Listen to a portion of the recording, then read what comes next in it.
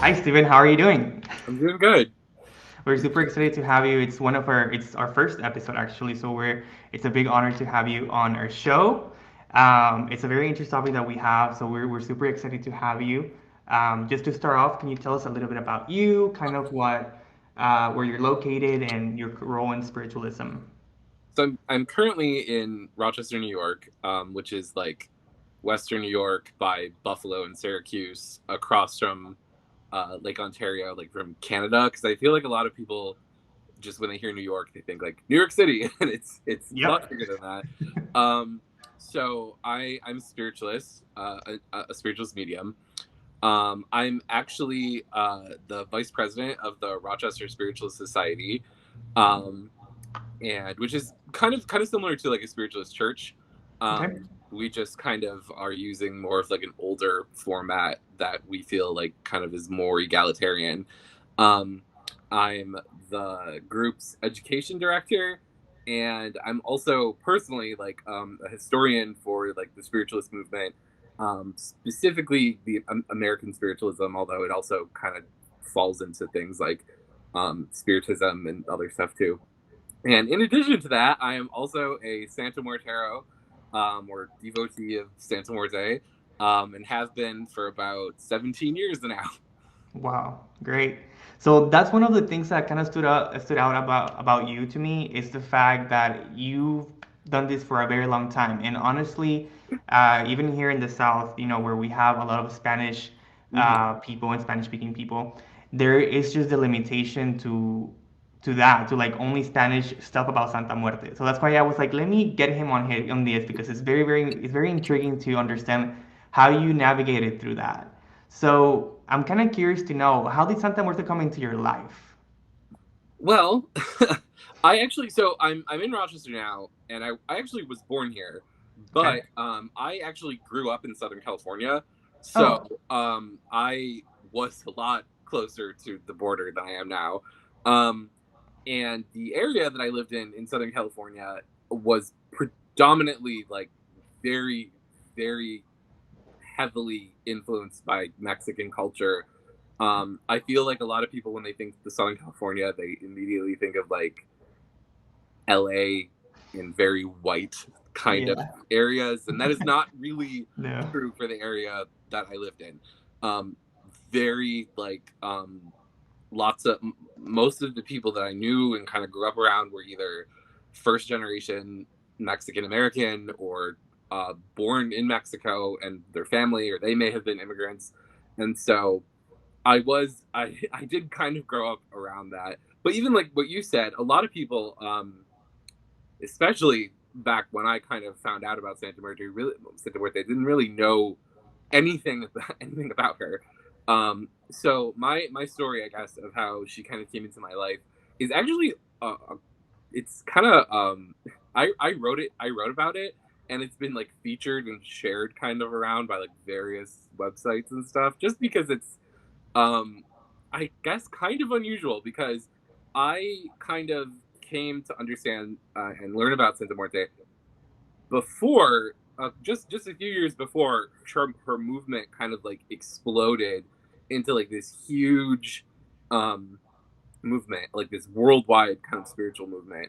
So what really, I guess, kind of the short version of how it happened was, um, I was I was actually out running errands, and it was one of those situations where it was like not even like it was just there was nothing. It seemed like there was nothing important going on that day, and I went to this one area of town that I'd just never been in before, and I looked across this. It's like these little like kind of storefronts on this little side street, and I was across the street, and I looked across, and there was just this plain storefront with like this huge like life-size statue of Our Lady of Guadalupe in the Mm-hmm. window, and there was also like a smaller statue of St. Jude. Mm-hmm. And at the time, I was kind of learning and exploring my own kind of personal spirituality and background, which is very, very heavily influenced by like Italian immigrant folk Catholicism. So there's Mm-hmm. already kind of like some similarities going on. So I just felt like almost magnetically drawn into this store. And when I go in, I kind of find out that it was a botanica. And at the time, I had no idea what a botanica was. Like, I knew about like folk traditions and things like that, and I knew a little bit about like traditions like Santeria and stuff like that, but nothing compared to like what I know now. But I went in there and I was just overwhelmed because there was just like plants and oils and candles and herbs and stuff like that. But the thing that I noticed most was there was statues of Santa Muerte like everywhere. Mhm. There were like big ones and little ones, and I just immediately had to know everything I could about what I was seeing, and so I just went there all the time, to the point where like the owner's wife would like laugh when I would come in. She would like, "Your students here," um, and I had the owner kind of explain to me who Santa Muerte was, very very like basic explanation. Um, and that really set the ball rolling for pretty much my entire life because, like, from then on, I just kind of dove into everything that I could about not only Santa Muerte, but like spiritualism, spiritism, and all of these different traditions. And that was just a life changing moment. Right. And it's funny because again, even me, knowing Spanish and stuff like that, I feel like I have a very limited knowledge about Santa Muerte just because I don't know. It's just not really part of my culture. I hear it, I see it here in Texas, but I respect it obviously. But now, like at this point of life, I'm just very curious to know more about it. So I've talked to a couple of people, and everyone obviously have their own version, right? And their own relationship and everything. But Right. I'm kind of curious to know, in your perspective, who is Santa Muerte to you, and a little bit about the history of her, please. Yeah. So it's kind of a complex question. Um, I'll start with the history first. Okay. She is a Mexican folk saint, Okay. that is generally represented as a skeleton. Mhm. Uh, though that isn't always the case. There are some representations of her as a woman or sometimes like half a skeleton. um, but overall, she's represented as a skeleton. Another important part is that she's represented actually as female, so it's like Santa Muerte, like that she's a female spirit, Mhm. um, and is considered a female spirit of death. I kind of say of death because there's a variety of like opinions of kind of like what that actually means, like the angel of death, or was she like a person that died? So there's just a whole like kind of background of all these different stories and things like that about her that have to be very complex. And I guess she's kind of just treated as a folk saint within like kind of a Catholic worldview. So in some cases, she's kind of considered sort of like a kind of on par with like the Virgin, like Guadalupe, or Mhm. maybe an angel. But she is a folk saint that people pray to, that originated in Mexico. That's kind of like the really, really short, condensed version of everything. Um, for me, I have like it's kind of complex. I guess the short version is I really fall into that kind of very like kind of folk Catholic understanding of her, where she's kind of like a saint, an angel, and things like that. I think a good example might be how like in folk Catholicism and stuff like that, and Catholicism, you have like Saint Michael the Archangel, where it's like he's an angel, but he's also like venerated as a saint, which is usually someone that usually reserved for someone that passed away, but is still kind Right. of a spiritual being. So um, those are my short answers to that, which I'm sure we'll kind of like elaborate on more later. Yeah, it's very interesting because one thing that I realized a couple of years back, it kind of just connected to me how in every tradition there is some sort of angel or spirit of death, right? Like in the Caribbean culture, we have the goddesses, which are like the spirits of death. But then if you think about it, I cannot remember right off the top of my head the name of the angel, but even in the Catholic tradition itself, there's an angel of death. Right. There's And there's actually a few like, and yeah, yeah. yeah. Yeah, and then also, and I was talking to a close friend of mine. She was telling me that in her culture, she's Muslim, and I believe it's the same angel that is represented in the Catholic Church as well. So I thought it was very, very interesting how it's just different names and everything, but it's a little bit of the same, right? Yeah. But going back to my question, being English speaking and living in the US, have you encountered any difficulties in connecting or learning about Santa Muerte?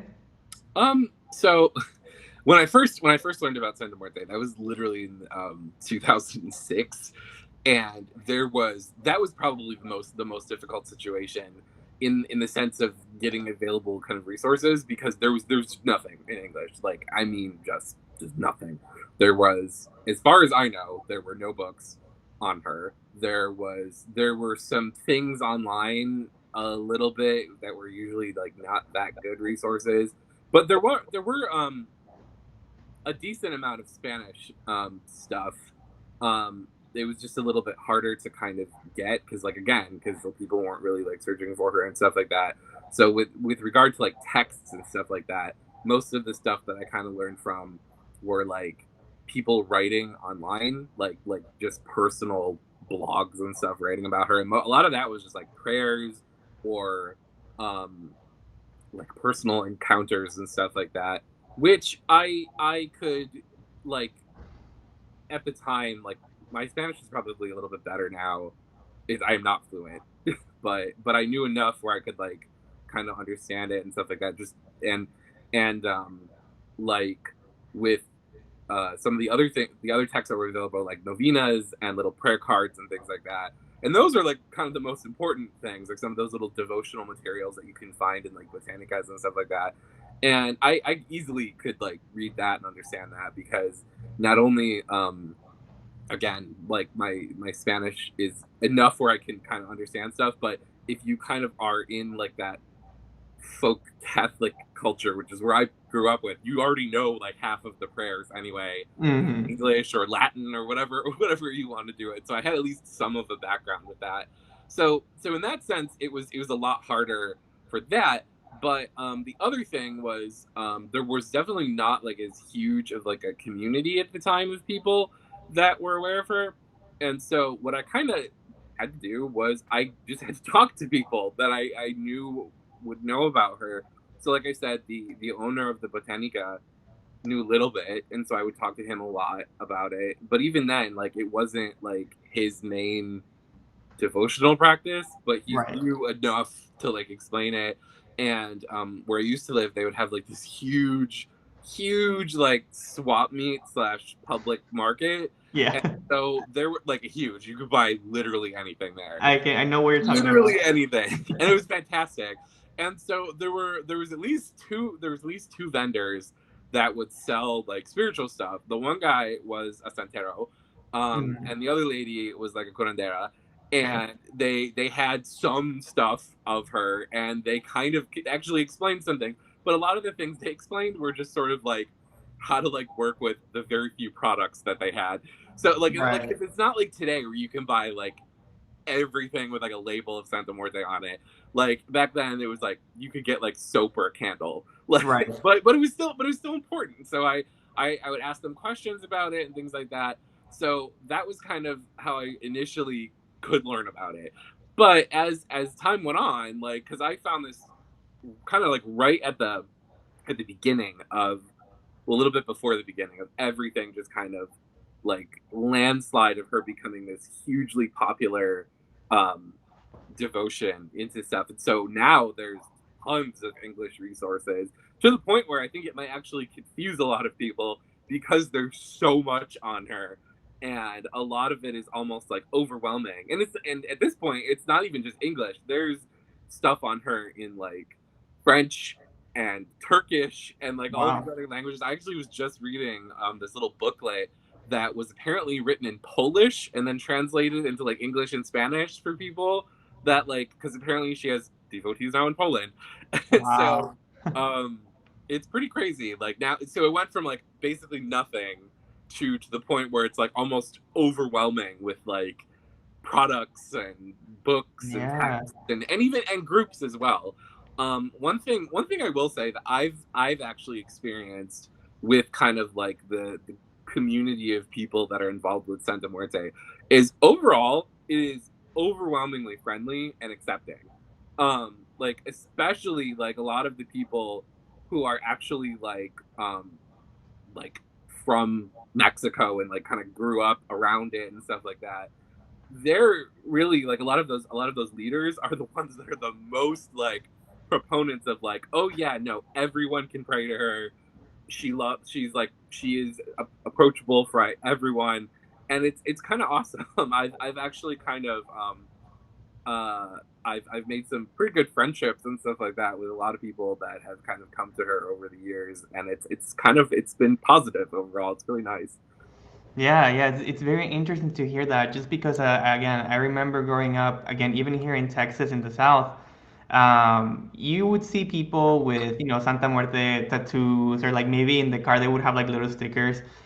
And as soon as you saw that, like, like at least my experience, like you grow up to be like, stay away from people like So that. Oh my yeah, God, they're scary. They're like demonic. Nah, nah, nah. so So, I do have a comment about that. okay, okay. So like I said, how I would ask people and stuff like that about Santa Muerte, there was that handful of people that knew about her from like a kind of positive spiritual perspective, but a lot of the people that I actually did ask, all they knew was, oh no, she's evil. Like we don't like Oh my gosh. we don't associate with that. That is like we don't do that.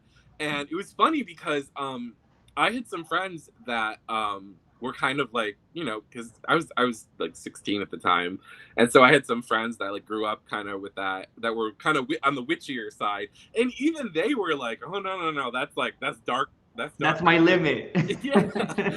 um and another thing I think that this, this is a whole nother layer of kind of this whole thing with Santa Muerte, but like there's a lot of other folk saints that are also popular along the border, and I feel like she kind of almost like as time went on, like almost either absorbed them into her cult or like Mhm. kind of they were like pushed aside a little bit. So I feel like in that early stages, she was still kind of like on the fringes, and there were some others that maybe might have even been more popular. Like I think like in you're from Texas, so I know a lot of the other spirits around there, like Nino Fidencio and stuff like that, are Yes. you'd think like they would be the ones that would be more like gonna become like hugely popular, and they have in their own right, but like hers just like became like worldwide like movement, and it was just crazy.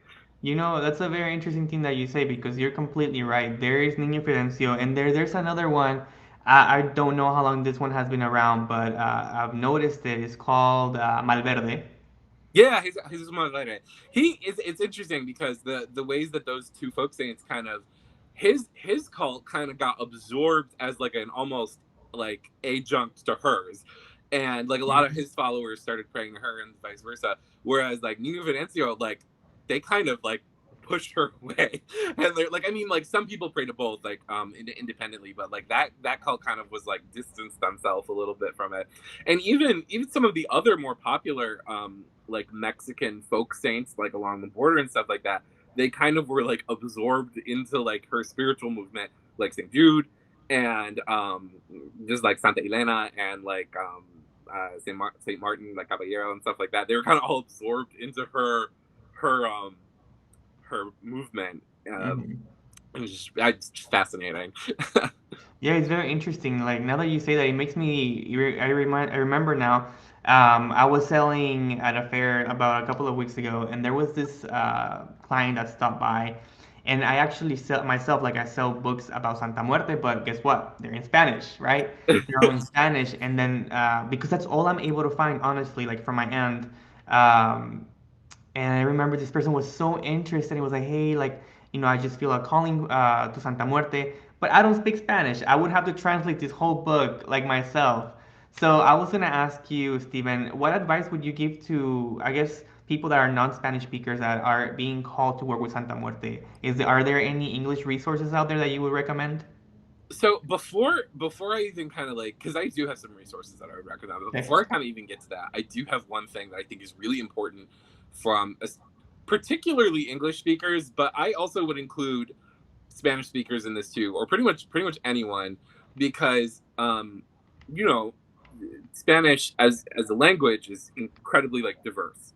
So Right. like as like you know, Mexican Spanish, like Caribbean Spanish, completely different things. Yes. And so one of the things I think that's just really important is to just really have like a solid understanding of her origin as a Mexican spiritual cultural movement and phenomenon. Like I think it, you know, from whatever language you speak, I just think it's really really important to kind of not necessarily separate her from that, because I there's kind of like a tendency I think with a lot of spiritual traditions to sort of be like, these are people, anyone can practice these things, and so I'm going to kind of ignore like the history and background. And so I would say before even kind of before studying at all, I would just say to just really be like respectful and understanding of like that like Mexican culture and history and spiritual Of tradition course. that she came from. So that being said, some of the English books. So one book that I think is I I I feel that this might be a controversial opinion, but it shouldn't be. Is in on an academic level, like purely academic, the most important book I think to read as an English speaking person or any language is Devoted to Death by Andrew Chestnut.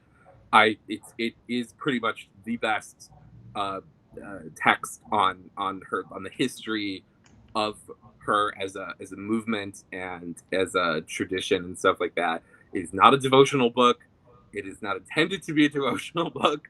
And so like you can have disagreements with like practices and stuff in it, but in terms of history and culture, it really is like the best one available.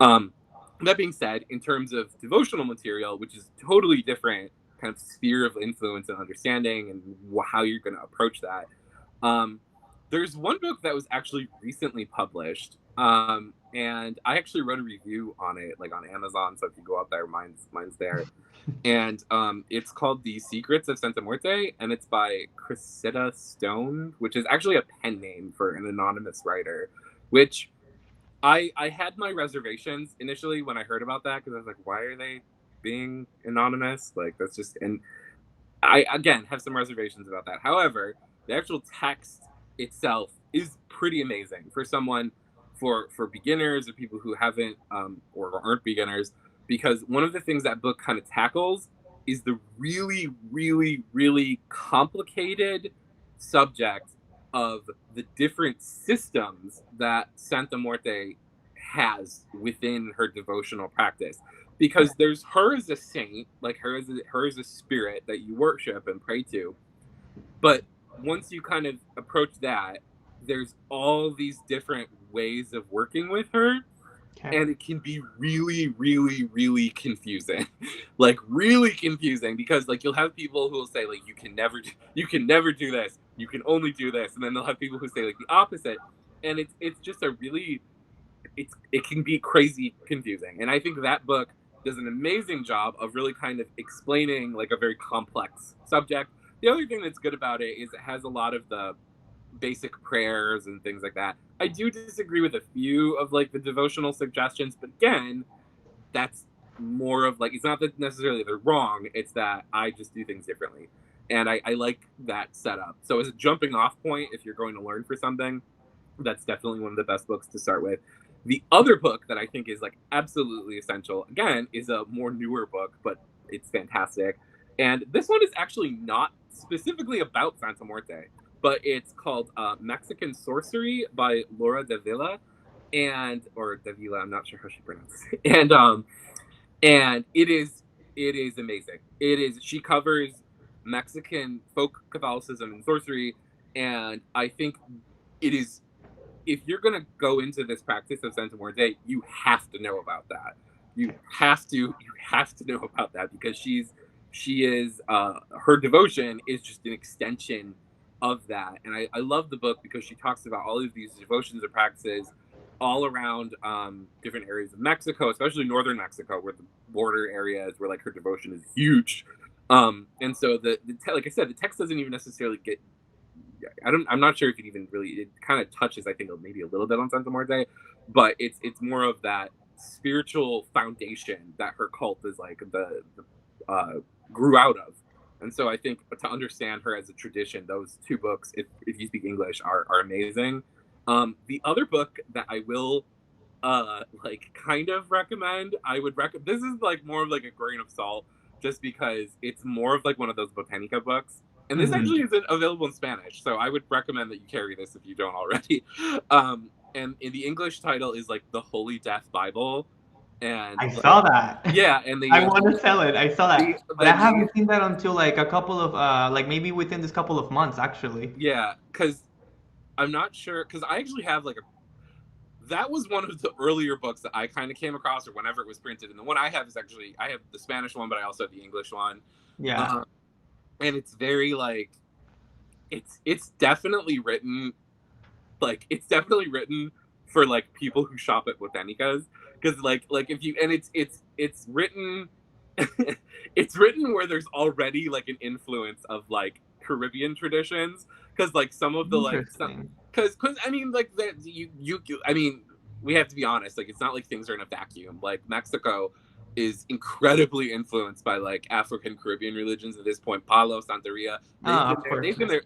They've been there for years, since like at least probably the late 70s and 80s. So they've made an impact on like the magic and sorcery and stuff like that. So like the book, like it's pretty much Mexican folk Catholicism, but like some of the plants are like palos and stuff like that. No, no, it totally makes sense. I'm gonna tell you something. Again, growing up around, Santeria and stuff like that, I never saw Santa Muerte, involved in that. But lately, I've Yeah. noticed that they start mixing. It's on both Yeah. sides. So it's very, very interesting that you say that. The book though is not that mixed. Like the main thing I think is that's mixed is sort of just like the herbs and stuff. Hmm. And because there's some sections on like how to set up an altar for specific things, like an altar for money, stuff like that. But I think the most important aspect of why I would suggest this book are the prayers in that book.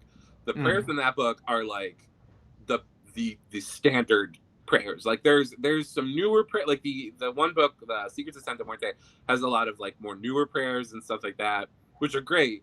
But like the Holy Death Bible one has like the rosary prayers, and like the ones that people have been using for like a while now. And so like I think that's just kind of important to be familiar kind of with that.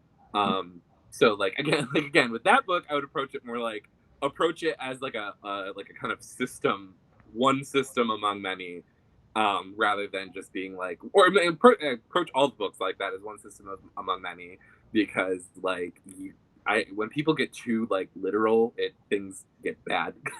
Right. Great. Well, that's awesome. Thank you so much for sharing that with us. I want to get a little bit more personal with you. I So want to know kind of how Santa Muerte has impacted your life personally. um like I can't even begin to like just explain everything. Like there's just so everything. Like the whole course of my life has pretty much been affected by Santa Muerte. Like I said, when I went into that botanica like that day, it just changed everything. Like the whole course of my like spiritual development, I feel like has been in some ways just guided by her. And this includes into some other spiritual traditions and things like that. And she's just been like this just constant pillar of like foundation to me for just everything. Um uh I've moved a lot in my life, and she's kind of always kind of given me like a solid foundation of kind of just faith that like kept me going. Saved my life several times.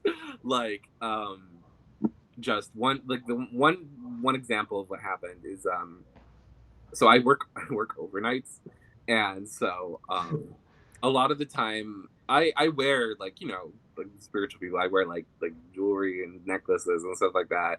um and I was going to work, and this was when I lived, I had to take the freeway. I would take the freeway to work, and I was headed out the door, and I just felt like this pull to like kind of where I have like my little altar to her. And it was that like it was just this feeling that I should put on, like I have a little the Cruz de Caravaca. Hmm. Yeah, I have like a necklace that I keep on the altar that I wear, and it's kind of like my blessed one for sort of like her. And it was sort of like, she was like, you need to put this on. You need this when you're going out. And so I actually stopped what I was doing, took a few minutes, went to go get it, and then I actually kind of like said a little prayer and stuff like that. So what ended up happening was, as I was driving to work, if I had like not waited those couple like little minutes, I would have gotten in a horrible car accident. Like this car, I don't know if they were on drugs or like drunk or something like that, but I was just far enough away where like it would have literally slammed me head on while I was Wow. driving on the freeway. And there was like no one, no, that's why I assume they were probably on drugs or something, because there was no one else on the freeway. It was just me, maybe like another car like way over on another lane, and then this one, and it would have just slammed right into me if it wasn't for that like couple minutes that like I took to go like kind of to that altar. And so um that's just one example among many of all of the pretty much amazing things that I attribute to her. She's just amazing. So I'm curious to know, now that you mentioned that, this spirit, how does she usually communicate with her devotees? Is it more of like telepathically? Would you say it's dreams or a mix of everything, or is it more of a individual relationship? How does that work? I think it depends. I think she kind of approaches the individual based on whatever gifts they have.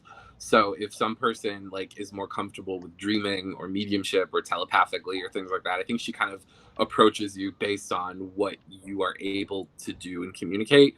And so I think it kind of makes it more of like a personal way of doing things. Because I know some people who like um the way that they explain how she does it is like completely different from how I do it, but it works. And I think she kind of just speaks to us in how we hear things the best. Gotcha. Okay, cool. Um, well, I was gonna ask, once someone, let's say, they get the history of Santa Muerte, like you say, let's say they read the books that you recommended, they understand and they respect, the connection with the rest of the Mexican history and full Catholicism. Once they're at that point and they are educated and they feel ready, they feel the connection, they feel the calling. How would you say, what's the best way for someone to start working with Santa Muerte? On okay, so this is actually one of the questions that I actually get the most from people sometimes who message me asking me about her. Hmm. And it's actually like I feel at this point, because there's so much information about her, people Right, almost like become really nervous about it because they right. think it's like a lot more complex than it actually is. So in all honesty, it's just you basically just pray and set up an altar.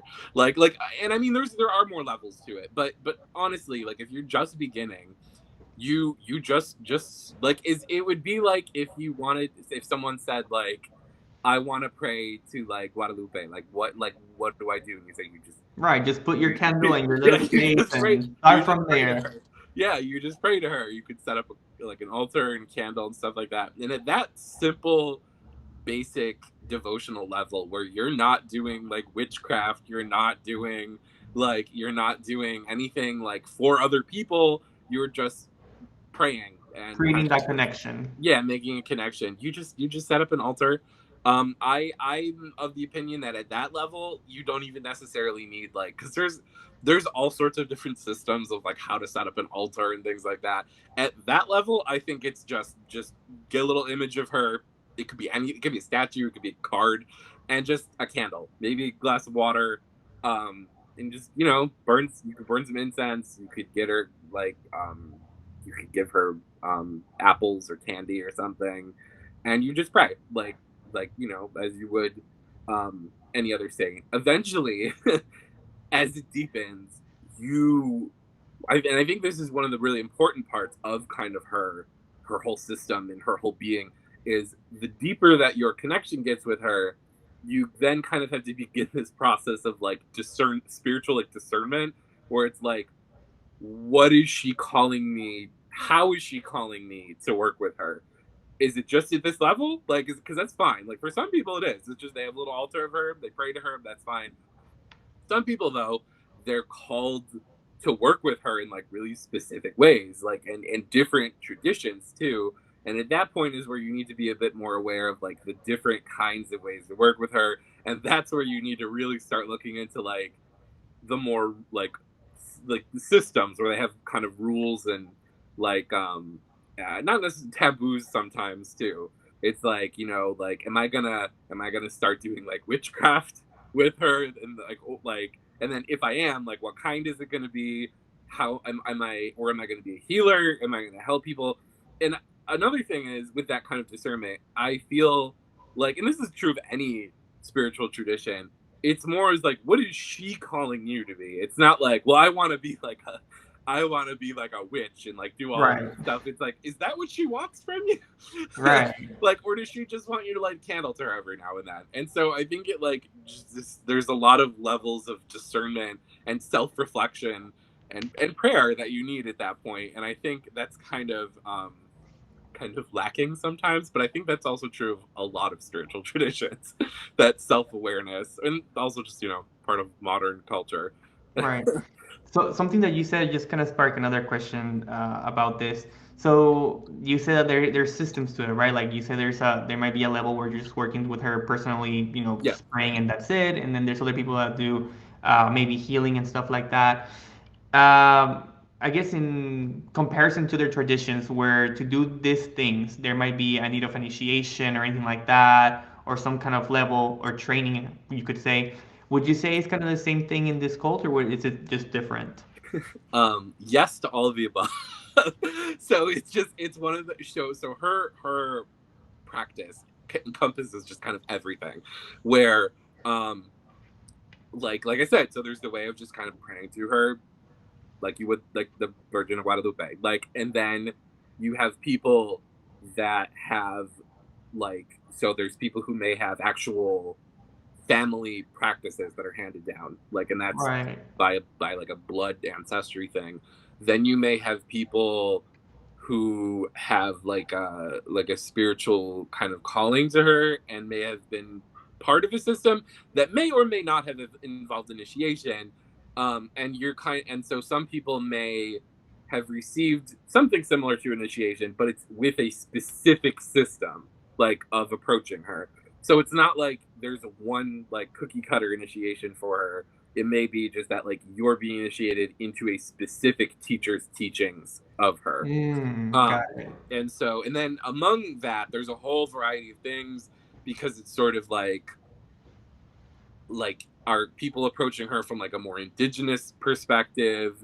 Are they approaching her from like a more like a folk healer perspective? And then there's, again, like fully, like this is fully part of her tradition. There's like like witchcraft and sorcery, um like, and then a whole list of like different kinds. It's like, is this more of like a ceremonial thing? Is this more of like a folk magic thing? And so getting into that is a whole deeper level, and it usually involves you being more part of a community of people that practice with her. Now there's like actual, some people have started organizations and temples, Hmm. and so I mostly, they're usually called temples, but I think sometimes I've seen a couple that are called like churches Hmm. that like venerate Santa Muerte, and they'll have like their own established like rituals, like that you may need to learn to be a part of. And so just the whole movement is really like just expanding and encompasses all of those kind of different things at Hmm. the same time. Gotcha. So it sounds to me, and correct me if I'm wrong. So it seems like every small community individual will have kind of their own system, Mm, in comparison to like a lot of the Caribbean cultures, for example, in Ifa, where like this is the way you do it, like throughout every separate society or whatever. It's this way, this way, this way, this way. Would you say it's kind of like the opposite? Not the opposite, but just different here, where like, well, it just depends on who the teacher is or the community or stuff like that. Like yeah, there's no universal system within the Santa Muerte cult, correct? yeah. It's not there isn't that kind of thing, and at this point I don't think that's ever going to happen. Just because especially because there's just the ways of working with her are drastically different. And that was why I suggested that one book, because that one book, The Secrets of Santa Muerte, because it's such a complicated topic. Because like you have her within a system of folk Catholicism, which already encompasses a bunch of different things.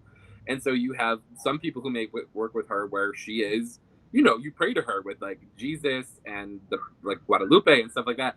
And then um uh Satanism is actually, as a religious magical tradition, is actually also practiced in Mexico, and she's also incorporated into that. Yes. So you have like these two incredibly contrasting traditions that kind of exist with her, and it's sort of like they all somehow blend Yeah. together. Well, I Yeah, have my personal opinion about that, and I'm gonna tell you, whenever I think of death itself, I feel like it's a very neutral thing. You know, it's not bad, it's yes, not yes, good. exactly. So I feel like that's why that happens. Right. Yeah. And it is. It's because she is so as a spirit, you know, she has, well, as an entity, she has like a cultural background and stuff like that, like I said, with specific things. But as like more of an energy, it's something that everyone can relate to, no matter who you are, what you do. Absolutely. And so kind of like the things that you bring to her are just the things that you experience. And so no matter what background or spirituality you have, you can kind of relate to that. hmm Great. So, Steven, I was gonna ask you, like I said, I'm here in Texas. Most of the stuff that I sell personally, again, goes back to Caribbean practices.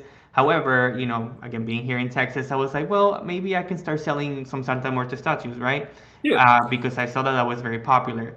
Right. But whenever I went to my vendor, I realized something, and it's that there's just not one Santa Muerte statue. There's like A a million. variety of colors and ropes and different. It's very very diverse. So I was gonna ask you, could you tell us a little bit about the significance of like the different colors that they have on the ropes or Yeah. designs or stuff like that? Absolutely. So there's so for one thing that I think is kind of just important is with these color symbolisms, this is really more if you are working with her to achieve like a goal or to witchcraft or something like you have a goal and you want to work with her to achieve it. That's where kind of the color symbolism I think is the most important, and this is like kind of my opinion, but also sort of my opinion, but also sort of how it works is like, so you have the colors, but then if you're like going to actually just have an altar and pray to her, it doesn't necessarily matter what color it is. Because like, so for instance, some people will have separate altars. They will have like, and it's usually the main three colors are like white, red, and black. hmm And those are when people work with them, it's sort of like you have white as like kind of like elevated spiritual. You have red, which is usually like it can be anything from lust to love, usually involving some kind of like passionate thing. And then hmm you usually have black, which is associated with like, you know, sometimes it's associated with like negative stuff and sorcery, but it's the I think probably the most important thing that it's associated with is protection. Right. Um, so you have those, and so technically if you wanted, you could have kind of like all those three aspects as like three different altars, or you could have them on your altar as like three different things. But if you actually look at like a lot of the main both public and private devotional altars of like a lot of like the temples and some of the leaders in Santa Muerte and stuff like that, she actually will usually just be dressed in actual clothes. Like they'll have like a statue of her and she'll be in like this beautiful like gown. Some of them even have wigs, and it's like, and they'll change them and stuff like that. So, I think it's good to understand that there's like kind of the devotional understanding where color doesn't necessarily matter as much if you're just praying to her, but if you're going to be working with her for specific things, you can utilize this color symbolism. One of the other ones that's become very popular actually is kind of it entered in again through kind of that like Caribbean influence, which is like her as like siete potencias, which is like all the colors. So these like the botanicas are like, we're just gonna make this one super powerful statue that you could just buy for everything. Which is and then again, just as the way things kind of go, it was really funny because then that one, which initially was kind of just intended as being like a catch-all statue, became like really popular among like LGBTQ Yeah. devotees, which then took on a new meaning. So it's like, oh, if you want to do work with LGBTQ stuff, you can get that. And then some of the other colors actually kind of vary depending on the system, because like for instance, I've heard green being used for money, justice, and also herbs. Like people say they want to work with her in like a healing kind of way, and she's like green, like plants. So there's it's kind of a flexible system. with these colors, and it kind of I think this kind of developed. She always did, like, even early on she did have colors associated with her, and these were like, they were statues, but a lot of them were also like prayer cards and images, because that was cheaper to produce than statues. Right. But like, it kind of is more the influence of the more like witchcraft botanica influence, where the statues kind of mimicked the candles, because initially it was just the candles that you would offer, and then this kind of poured into the statues, where the statues actually became like ritual instruments of like kind of like how the candles are. So like, how like when you fix a candle and you like load it with stuff, a lot of the statues have the loaded bottoms with like the herbs and the Interesting. seeds and the things to make it work. Right. And so it kind of is its own system. And most books and most systems that are within this tradition have their own like way of working with things. But as far as I know, the older system kind of is usually like the three colors. And then if you go back even farther, there was no colors. Like, it was just her in like a gown. Right. Yeah. So I guess that color symbolism is really, it's something I would say is more of a secondary thing, kind of like what you Right. were talking about. Where if you're going to do work with her, then you kind of need to look into it.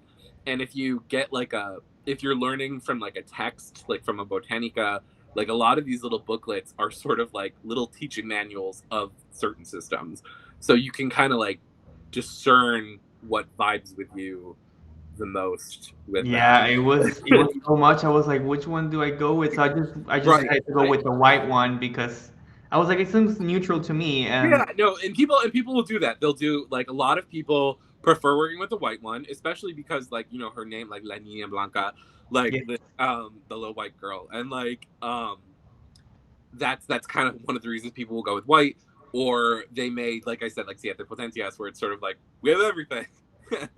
um, and I would just say, like, people, again, because there's just so much information, it can get overwhelming. yeah, I would just kind of do what you feel makes the most sense, and just kind of you can and ask someone that maybe has been doing this a while, because that also is just helpful. yeah. And then another thing that I noticed about the image, and I don't know if all of them had this, but some of them had a little owl. Can you Yeah. tell me why? um in Mexico, the owl, and actually pretty much, like, this is like a Mexican symbol, but it's also kind of associated with like a lot of other countries that are uh Spanish, Latin based speaking, where like the Catholic churches there also kind of have this, because I know in like Italy it means kind of the same thing too, and Spain and stuff. The owl is associated with death. And so you also, then there's also kind of like that more like European, uh English, the idea of like a wise owl. But really, like in Mexico, the owl is associated with death. It's like an omen of death. Um, and it was always kind of historically it was more like a negative omen. But Santa Muerte kind of like, it was sort of like repurposed into being her like bird messenger. And then there's a whole different way of interpreting that, especially with like indigenous stuff, where there's like kind of like shamanistic practices, and then in like and in more of like the witchcraft side of things, sometimes her devotees are called owls, like, because they're like her servants. Ah, So, interesting. Very, yeah, very so interesting. there's a whole symbolic thing in there. But again, that goes more into a deeper Right. relationship to it. But the basic idea is just like the owl is associated with death in Mexican culture. Gotcha. That makes lots of sense now. Yeah. I was watching the news the other day and I realized that the news and the church loves to say that even though they're called, it's called Santa Muerte, the Catholic Church is like, no, it's not a saint, right? Right. But it's funny though, because I've noticed that most of the people that do work with Santa Muerte, guess what? They're Catholic. Yeah. Like, how does that work? Like, is Santa Muerte somehow related to Catholicism or any other religious practices? I think so, and this is actually a situation where I think I kind of am speaking. I think more to English speaking people and American speaking people, Okay. or just Americans. Like, so if you did not grow up in Catholicism and you grew up in like a Protestant church or like evangelical or something like Yeah. that, a lot of this will not make any sense because there's the Vatican and the priests and the Pope, and then there's what people actually do and what they believe in.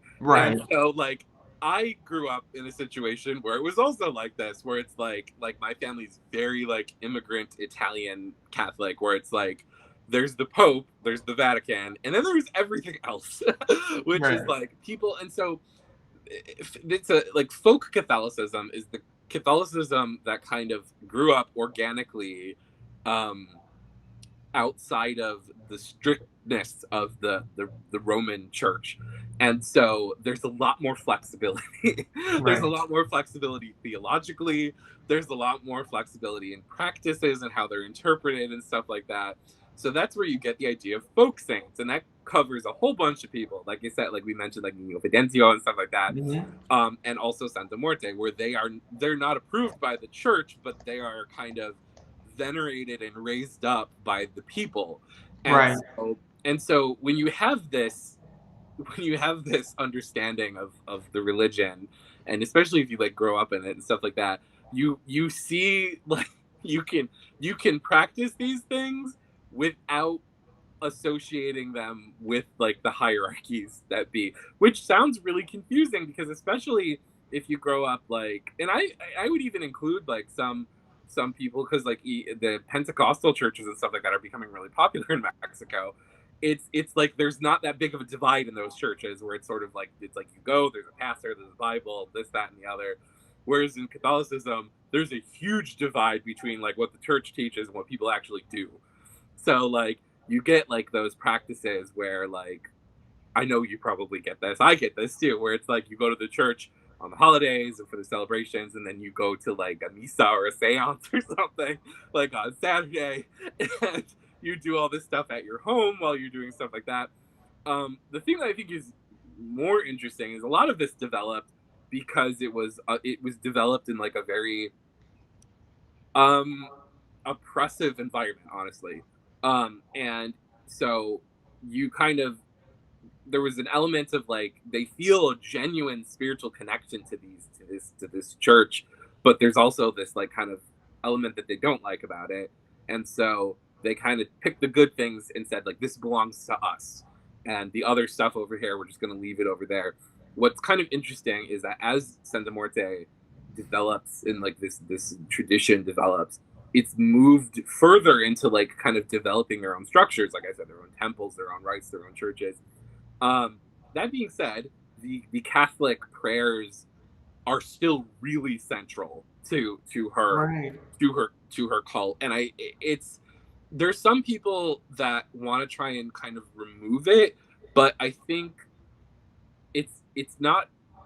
Uh, my opinion is that you kind of can't because the devotion was created in this Catholic influence. Like just even the name itself, Santa Muerte, implies that she's a saint, like that she's Right. a Catholic saint. There's definitely like other pre-Christian roots and stuff like that in there, um, but her cult, the mythos and legends around it were like kind of forged in Catholicism.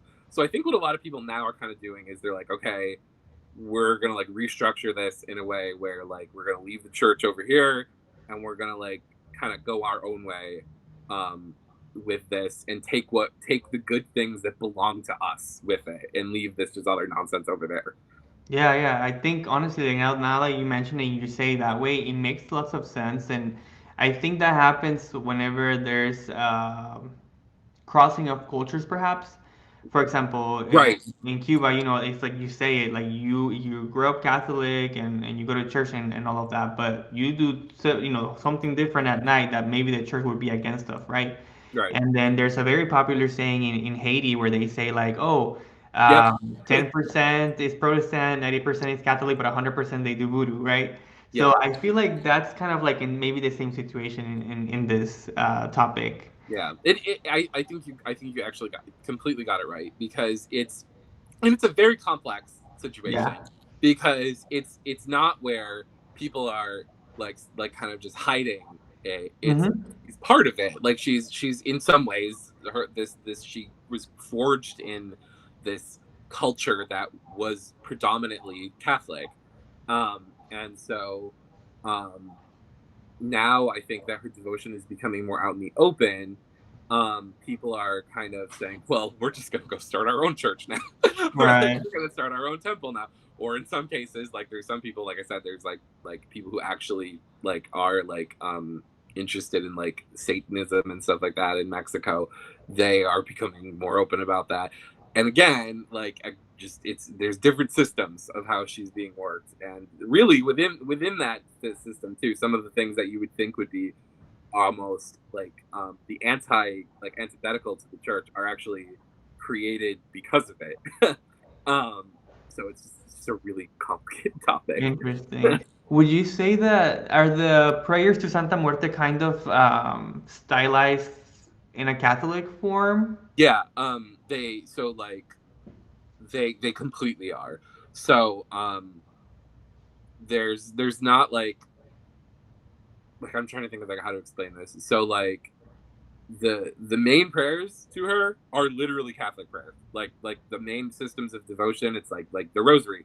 If you say the rosary, it is the Catholic rosary. Like, and then what they'll do is they'll have like additional prayers added on, which is actually a very Catholic thing. It's called like a rosary devotion, where Hmm. people will tag on extra prayers for different situations. But what's happening now is people are kind of just they're like using the structure of some of these prayers and creating their own.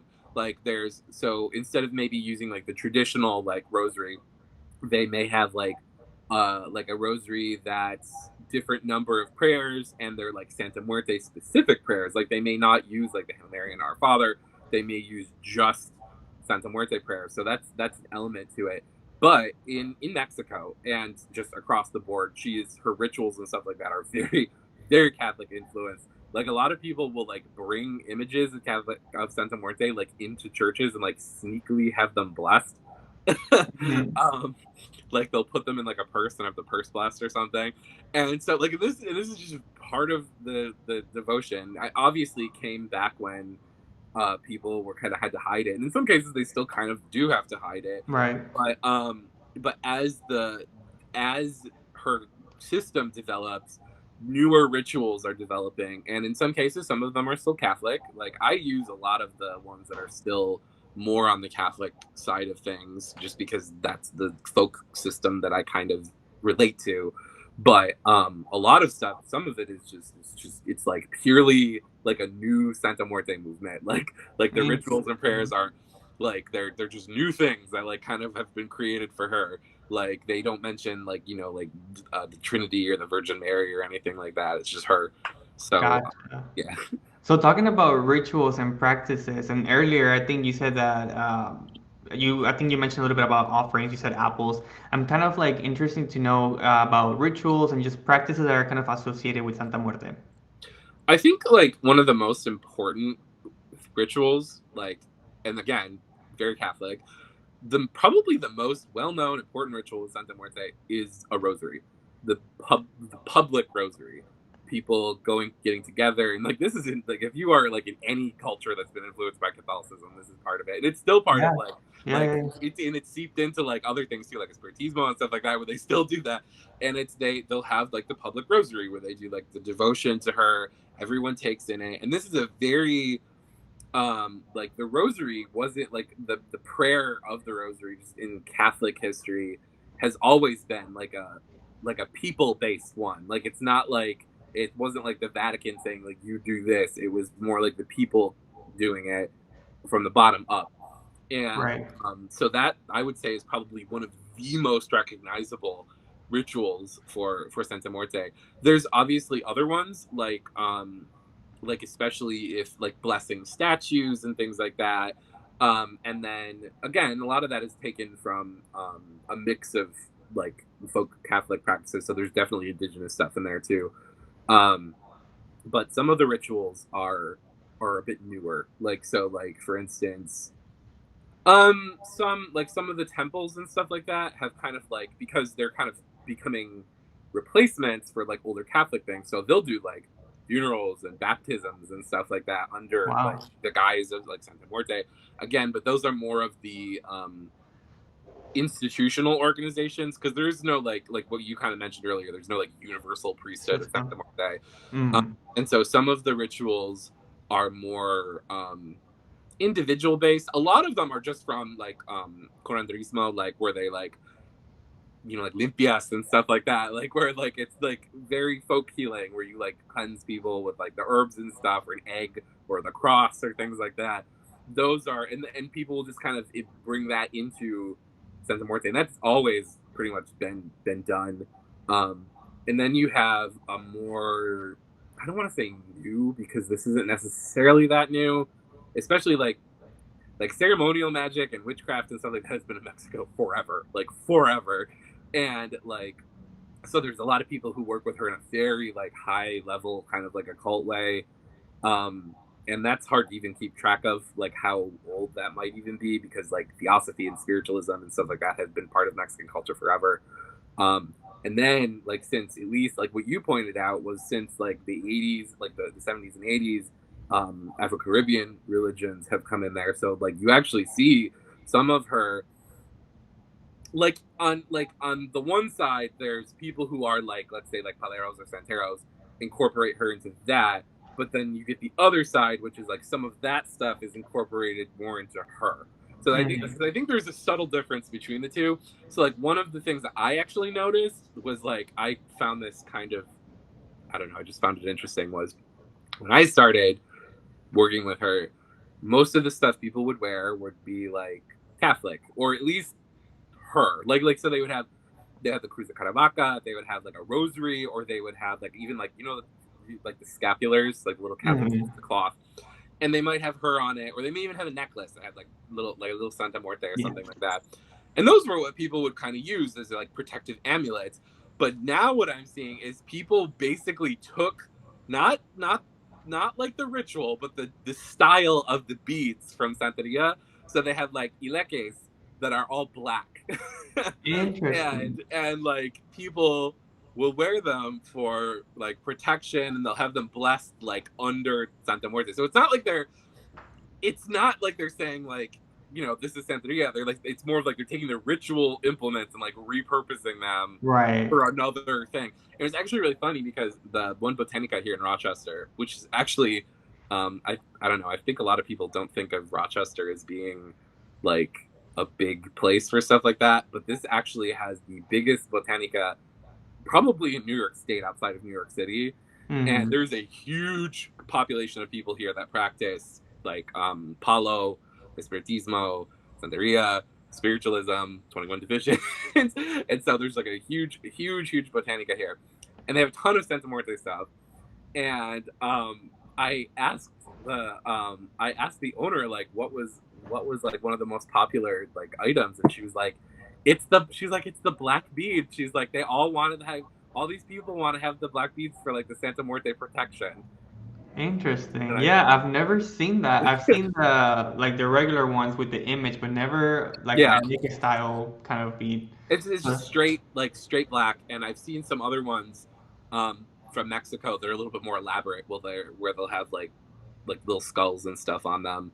And again, like it's pretty much just the influence of like those like Caribbean religions in there, which I yeah. don't know how I necessarily feel about that, but it is what it is. Yeah, I honestly I think it's maybe best to for just us it might seem something new, right? But if you think about it through time, things yeah. adapt, things change, and it I just think happens. right. Yeah, that's kind of So where I am with that. yeah, yeah, yeah. So for someone who's a beginner or maybe someone that doesn't understand, who has fear, perhaps, um, would you say there are any dangers of working with Santa Muerte? Are there anything that people should look out for, not really do, and stuff like that? So my yes and no. I think if you are approaching her kind of what I said from the beginning stage, that simple praying to her just like you would the Guadalupe, um, there's no danger with that. She's not going to be angry at you. She's not going to do anything like that. Like if you just have like a little altar to her and you just give her what you can, and you're just approaching her with like kindness, it's completely fine. When you get into the system, when you get into the systems of magic and witchcraft, and even the healing things and stuff like that, when you get deeper, then it is kind of on you to learn more about how she wants people to work with her, because then you get into the like there's rules, there's rules and things like that. So in that sense, there can be dangerous situations, but I still think it's more of what you're putting into it. She herself, I think, is just kind of this, like you said, death is kind of neutral. She's this force that what you're gonna work with her is what you're gonna kind of surround yourself with. So you just need to take extra precautions and really have a knowledge of how to work with that, because you're getting into a situation where it's very complicated. But if you keep things simple and you just want to pray to her, there is no danger. That's my opinion on that.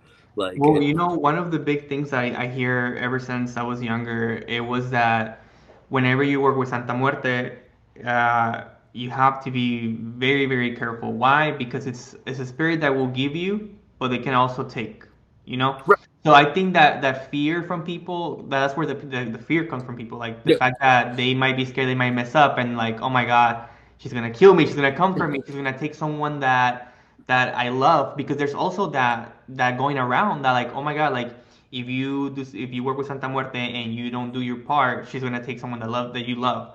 and That has always been around, and I feel like that's always been a fear of people. But honestly, in my personal experience, you hear that about any spirits. I mean, we hear that with right, loss, right? Like it's always about respect and being fair, putting your parts. You can't expect someone to give you what you don't give. So right. would you say it's kind of the same here? I think it's exactly the same. And kind of what you even kind of said, like what I was saying was that when it becomes like a transaction thing, that's where things change. Gotcha. When you're working with her, like working with her to accomplish a goal, to do something like that. That's where things change. When it's just devotion to her, praying to her, like honoring her, giving her candles, stuff like that, it's not there's that level of exchange hasn't happened yet, really. Mhm. You're just kind of honoring her and things like that. When you get to the point where it's like, I want you to do this for me, I need you to do this, that's when, especially depending on what you're doing, that's where it gets into be a little bit more difficult. Gotcha. So with that being said, are there any other maybe common misconceptions about Santa Muerte? I think the biggest misconception is that she's just like straight up evil, like from like horror movies and stuff like that, where it's just like that is I think is the biggest one. Only narcos pray to her. She's the devil. Like that I think is like the biggest misconception. Like I said, she as a spirit is kind of just morally neutral. And but is capable of good. Like a lot of the people who work with Santa Muerte are healers and do all sorts of things with them. One of the things that I kind of like to compare this to is if you think of her as like, especially because of how I work with her, which is very healing with the sense of like the earth, and the dead kind of interlinked in there.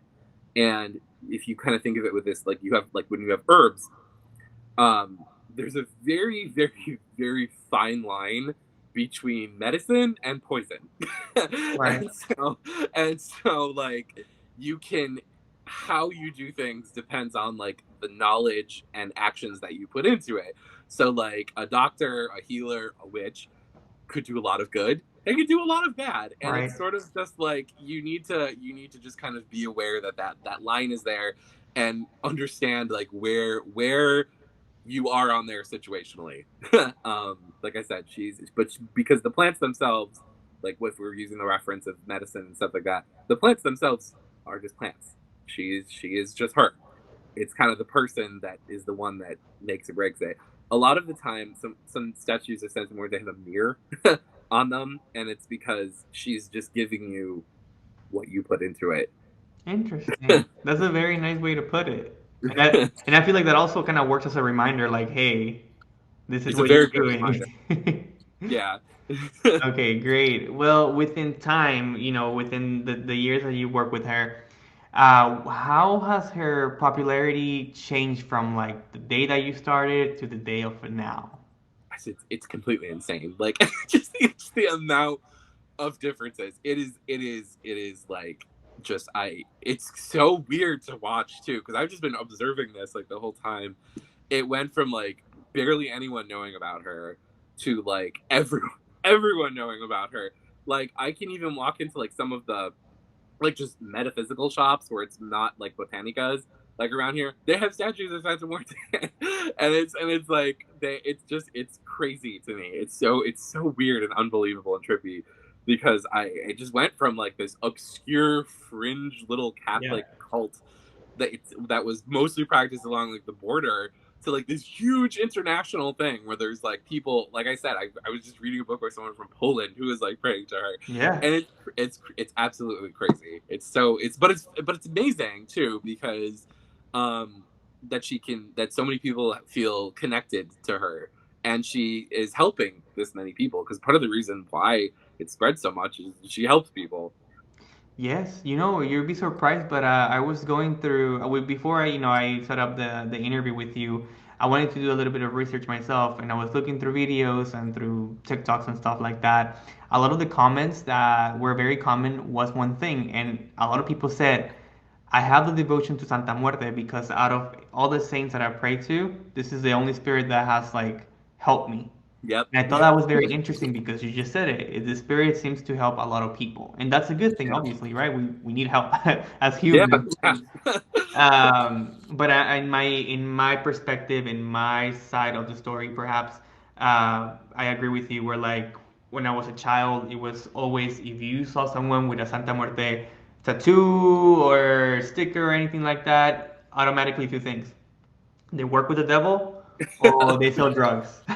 Yep. And Yep. Yep. now it has completely changed. Honestly, it has changed to where like people are accept people with that. They see that and they get curious, they get excited, they respect it. If they don't like it, they just respect it.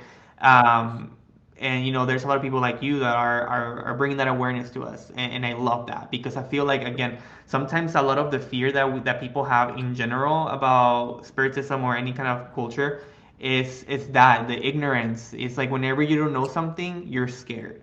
So Right. I feel like that's the situation here. So I'm glad that there's people like you that are kind of bringing this up to light and are letting people know that it's not how people said it was. There's not Satanism. It's not drugs. All of that stuff. Or it's not Um, or it's well one thing I'll say it's not only those things because yeah, there are people that do that and a i'm hundred not i'm percent. not gonna like I'm not gonna dismiss that but it's just they're not the majority. I It's think not the that's the yeah. difference. Yeah. Gotcha. It's not You know only what the I saw, like again doing my research, I saw a lot of people leaving like one of the things they would give to her was like marijuana. yep. Where does that Cigarettes, come from? Do you cigarettes. know? Well, just yeah, it's just she likes weed.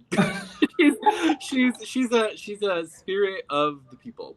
You know Right. how like I guess I think this example might be so like apples and oranges, but like it's still kind of similar.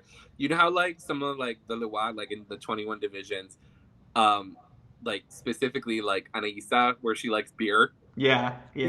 because Or people cigarettes. Yeah, because it's people very like beer. interesting. Yeah, yeah, And so like Santa Muerte, she likes her tequila, like because she likes her tequila.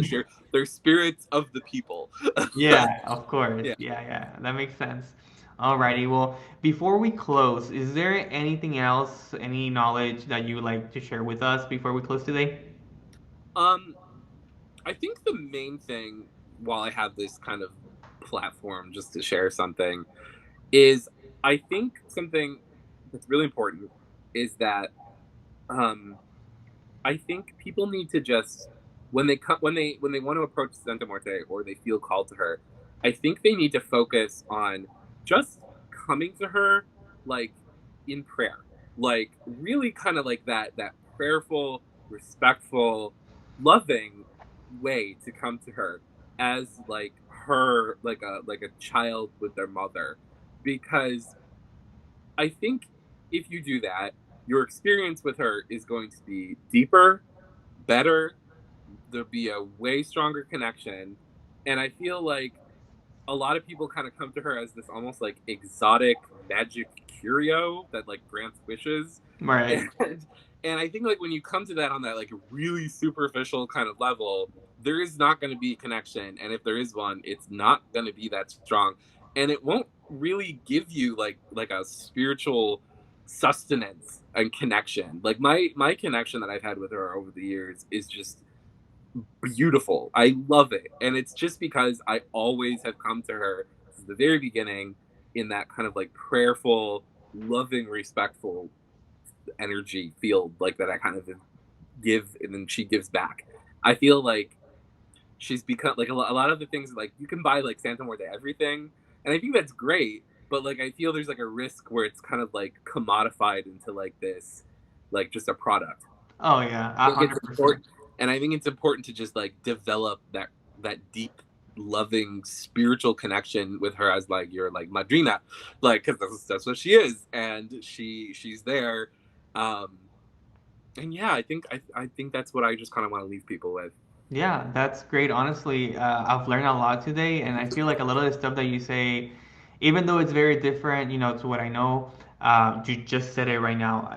I feel like we see the same thing in the 21 divisions where like people will use Right. spirit for certain things, right? It's like you say, it's like it's just for granting wishes. For example, with Santa Marta, people go, they want to go ahead and It's get a exact. man, and that's I it, and that's I not how didn't it even works. think I didn't even think of Santa Muerta. It's exactly like that. It is exactly like that, and it's how you hit it right there too. That language people say. How do I use Santa Muerte? Oh, it bothers How me. do I use Santa Marta?